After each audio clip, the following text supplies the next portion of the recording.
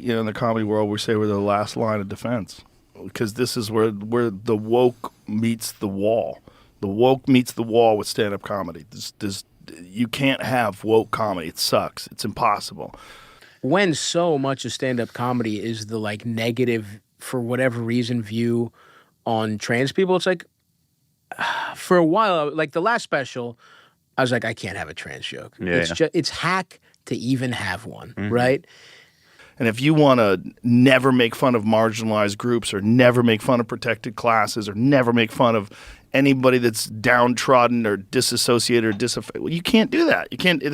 That's not stand-up comedy. Stavros Halkias and Joe Rogan are polar opposites in every single way. Sure, they both do stand-up comedy, they both have podcasts, and they've both endorsed political candidates in the public eye recently, but the way they go about doing all of these things are completely different. And if you actually take time to listen to what they have to say, then you'll quickly realize that in no way, shape, or form is Stavros Halkias the Joe Rogan of the left. Because for starters, Stavros Halkias is actually funny on stage. And better yet, he doesn't seem to take stand-up comedy too seriously. In fact, he thinks it's one of the lowest forms of art. And according to Stavros, as soon as you take yourself too seriously, like Joe Rogan does, then it's completely over for you. I mean, not to say a podcast. This is my problem because I do believe in art and I do like to think about it, but what I've made my living off of is the two lowest forms of art in existence, which is stand-up and podcasting, respectively. Mm-hmm. Podcasting is the one thing where I'm like, wow, it's the one thing that's made me like, I guess stand-up's art because this is fucking bullshit. You know what I mean? I disagree about the stand-up. No. I disagree about the stand-up. It's low level. It's very low-level art. I think the job of the stand-up comic is to make people laugh a lot, and and that's it. That's actually the whole job, in my opinion. And I don't care how you do it, sure. Right? And so to me, it's like one step above fucking clowning, which is absolute dog shit as well. But it's like getting hit in the nuts or getting a pie in the face. It's like, all right, let's do the verbal version of that and get people laughing. And I do think there's a big problem. Once stand-up comedians believe they are important, it's over for them. So, according to Stavros, on the ladder of performance arts, stand-up comedy is one short rung above clowning. And whether you agree or disagree with that, one thing you gotta realize is that by saying this, Stavros is directly taking a stance opposite to Joe Rogan. And if you're familiar with the way Joe Rogan talks about stand-up comedy, then what Stavros said here may actually come across as a shot at Rogan, Schultz, and Hinchcliffe and their grandiose philosophical beliefs on stand-up comedy. You see, Joe Rogan, Schultz, and a lot of the bigger names in the Rogan sphere believe that comedy is a sacred form of art, and for many years they've snobbishly spoken about the art of stand-up on Joe's podcast, which to Stavros is very cringe. Like back in March of 2023, right when Joe Rogan opened the mothership, him and Andrew Schultz were high on the smell of their own farts in a podcast that really displays their outlook on the art of stand-up comedy. That's the beauty of like a great joke or like a great premise, is the one where it's like you almost stumble into it. Yeah. You're like emotionally engaged in it so much you're not even trying. You almost have to think of it like musical notes. Like there's all kinds of musical notes. They're all good, but they just serve different purposes. And to make a great song, you got to put them all together where it flows. And that's like part of what we're doing too. Yeah. It's like you're going to have those jokes. It's like that's how you feel. Like people go, how do you memorize all the words? And it's like, I don't think I memorized the words. I think I memorized the song. Yeah, how it sounds. Yeah, and like how it feels and the rhythm of it. And I think that's why like sometimes when you like adjust to different room sizes, like your rhythm can get off, and you go, oh, I forgot that section. Yeah, because the song is different. Yeah, the song is slower. The song is faster. Yeah, how you gonna absorb that? And I was watching Ron White go up there, and that's a perfect example of just like kinetic energy.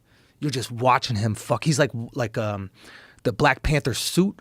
You know what I mean? Just like absorbing everything, and then push back. So speaking about comedy like it's some sort of song and dance is actually really painful to listen to for someone like Stavros, which is probably part of the reason why he's spoken out about it on 2 separate podcasts recently. Like sure, there's a certain rhythm and pace to a good stand-up routine, but at the end of the day, Joe Rogan and Andrew Schulz make dick jokes on stage for a living. So to break it down like it's something any more than that is extremely cringeworthy. I mean, Joe Rogan thinks that comedy is such a rare form of art that he estimates that there are only 200 to 500 legitimate comics in the world. I think there's 500 working professional headlining comedians in this country. Yeah. I think there's maybe 500. Maybe there's 1,000, and I think 500 of them are probably funny. That can sell.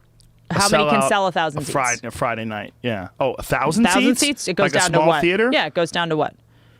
Because 200 maybe? Maybe 200. Maybe.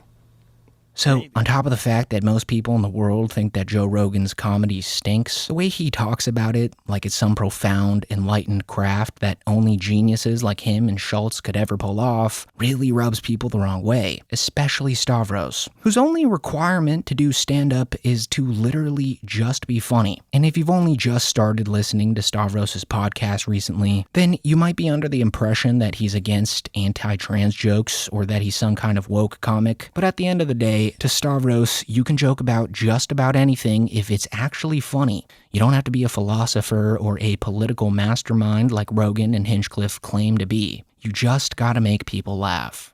And I have dedicated my life to it, and I like that it's a low-level art, and I'll never get away from it. This is my calling in life. I understand that. But I do think there's a problem when people start looking to comedians for like, you know. Well, that's what I think the art form is be fucking funny. Yes, of course. Full stop. There is no other element to it. There is nothing else. And that's why I say it's low, because it's like, it is not complicated. Mm-hmm. It is like somebody who is mentally disabled can be an incredible stand-up comic. Yeah. No shots at them, right? You know what I mean? Like, and I think there's a separation of being funny doesn't mean you're anything other than that. Yeah. Like people think, oh, you're funny, you must be wise. Exactly. Which, by the way, I love that anyone can do it. That's what I like. That's part of what I like about it. It's that, like, you know, because you get people who are fucking very over-intellectual and are really smart people that cannot do stand-up comedy, right? And then you get people who couldn't do anything fucking else, and they're savants at comedy, right? Yeah. And I love that about it, and I think it makes it very interesting, and I love that you can't teach it. So now that you've witnessed the way that Joe Rogan and his buddies speak about comedy, then this podcast that Stavros did recently does actually seem to be a shot at Rogan and his pretentious comedic beliefs. But now that we've got the whole comedy thing out of the way, I think it's time we speak about how they both approach politics. Because there's a major difference between Stavros publicly supporting Zoran Mamdani and Joe Rogan platforming Donald Trump, J.D. Vance, and all the other Republicans he's given softball interviews to on his podcast over the past year or so. Like, a lot of people have this misconception now that just because Stavros Halkias has spoken out about his political beliefs, that somehow makes him the Joe Rogan of the left. But that is not at all the case. Because Joe Rogan, first and foremost, is a grifter at the highest level. The only thing he's loyal to is the growing size of his bank account. And the main reason Rogan and all his comedy pals interviewed Donald Trump was for that sweet YouTube ad revenue. It was also obviously to pander to the majority of the attendees at the mothership, which Halkias broke down in the Good One podcast he did a couple weeks ago. Even though it's like the beliefs I actually have, it's like the way guys were having Trump on their podcast. I just thought that sucked.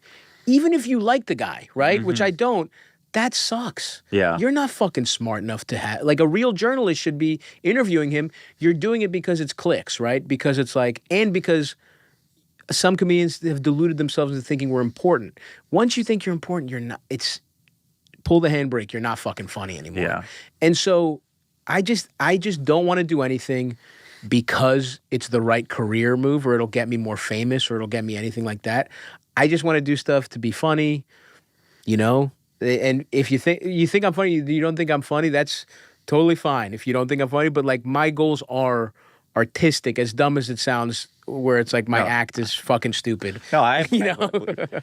And so what Stavros says here actually rings true when you consider the fact that Joe Rogan's been trying to desperately wash the stench of Trump and MAGA off of himself lately. Like, he was a full-blown Trump guy up until recently. He attended the inauguration where Donald Trump shouted him out personally on stage, and then the month following, he spent every single one of his podcasts praising Trump. Then, surprisingly, when Trump actually started doing the things he promised during his campaign, like mass deportations, all of a sudden Rogan switched up. He was never a Republican, and he only ever voted for Trump because he wanted to say the R word.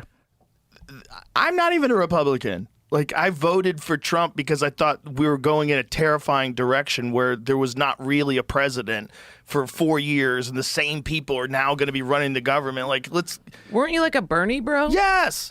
Let's just talk about the immigration thing. The way it looks is horrific. When you're just arresting people in front of their kids and just normal, regular people that have been here for 20 years, that everybody who has a heart can't get along with that. No. Everybody who has a heart sees that and goes, that can't be right. That can't be right. That can't be the only way to do this. Right. Because you have to think, look, yeah, we have to have a border. Yes, it should have been secure. Yes, they should make sure you know who everybody is before they get in. Yeah. But when people been here for 20 years, like, come on, man. That's crazy. Like, let's find a way. If they've been productive members of society for 20 years, no criminal record, they worked the entire time, they paid taxes.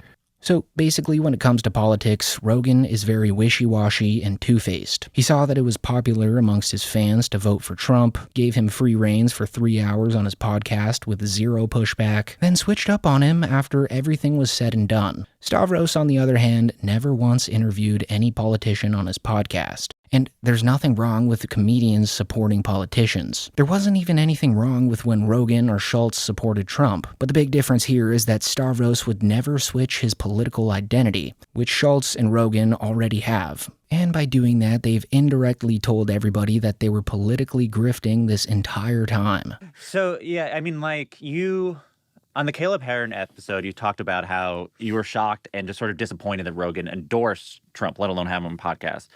Can you walk me through those feelings? And also, you endorsed Mondani in the New York City election. Can you talk about how they're similar or different, just sort of how you felt about all of these things? Sure.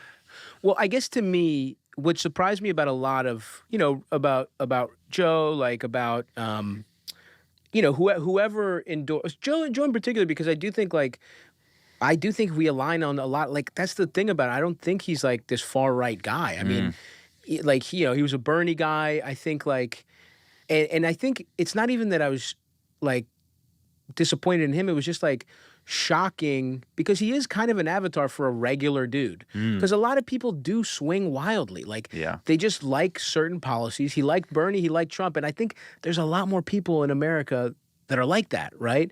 And to me, it was more like, whoa, what the fuck? How did this happen? How did the sort of like Democrats allow this kind of thing? Because listen, I would have understood, and this was my perspective on the election. I get being like, I fucking hate both these candidates, right? That was my position. That was like, and I got not liking Kamala Harris, but I did not in any way, shape, or form understand being a free speech guy and then being like, Trump's my guy. That was really at the crux of it. Is like, in an election where, look, if I could have helped out at all, and I don't think they needed me. He's just fucking, the campaign is really well run.